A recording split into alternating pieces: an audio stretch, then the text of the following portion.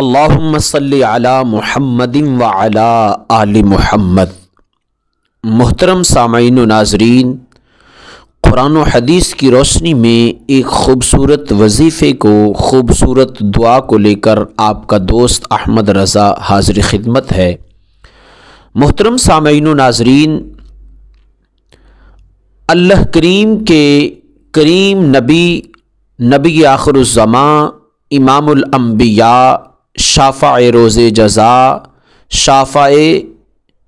انس و جاں، رسول محتشم حضرت محمد الرسول اللہ صلی اللہ علیہ وآلہ وسلم کے پاک فرامین،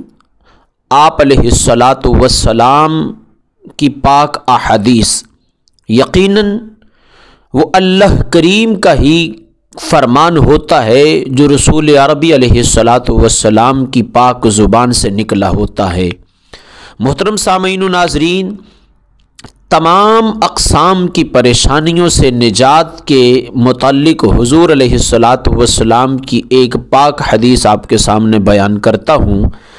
لیکن اس سے قبل گزارش ہے، اگر آپ چینل پر نئے ہیں تو چینل کو سبسکرائب ضرور کر دیں اور ساتھ میں لگے بیل آئیکن کو ضرور دبائیں تاکہ قرآن و حدیث کی روشنی میں مسلمان بھائیوں کی خیر و عافیت اور بھلائی کے لیے ہماری ہر آنے والی نئی ویڈیو آپ تک پہنچ سکے۔ اور کمنٹس باکس میں جو ہے وہ اپنا نام ضرور شامل کیجئے گا تاکہ جمعۃ المبارک والے دن اجتماعی طور پر آپ احباب کو بھی دعاؤں میں یاد رکھا جائے۔ سامعین و ناظرین، رسول کائنات علیہ الصلاۃ والسلام نے ارشاد فرمایا، کسی آدمی کو کوئی پریشانی لاحق ہو، آپ علیہ الصلاۃ والسلام نے فرمایا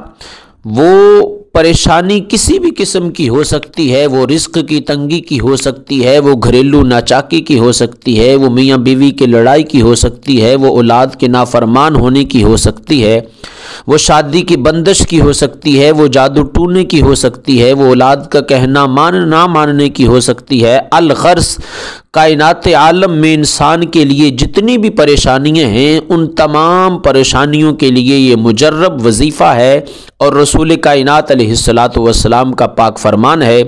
ابو داؤد شریف کی حدیث پاک 1525 یعنی کہ 1525 1525 نمبر حدیث مبارکہ،